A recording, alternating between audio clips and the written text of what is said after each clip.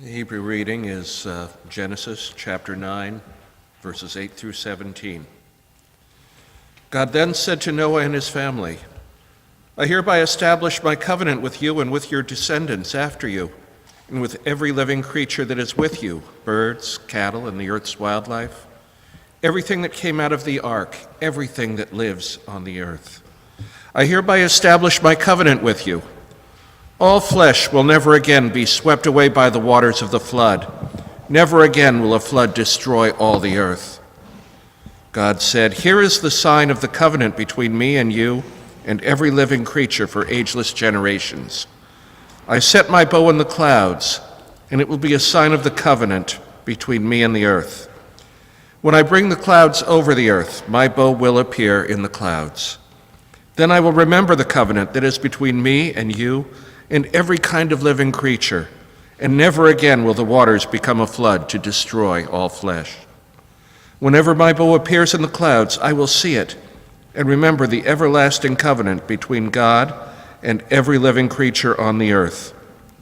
God said to Noah, This is the sign of the covenant that I have established between me and all the living things on earth. The gospel reading is taken from Mark chapter 1, verses 9 through 15. About that time, Jesus came from Nazareth of Galilee, and John baptized him in the Jordan River.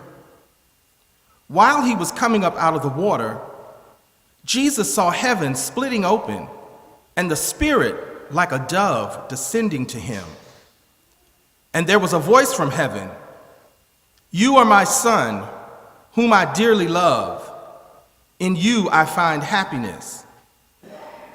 At once the Spirit forced Jesus out into the wilderness. He was in the wilderness for 40 days, tempted by Satan. He was among the wild animals, and the angels took care of him. After John was arrested, Jesus came into Galilee, announcing God's good news, saying, Now is the time. Here comes God's community. Change your hearts and minds and trust this good news.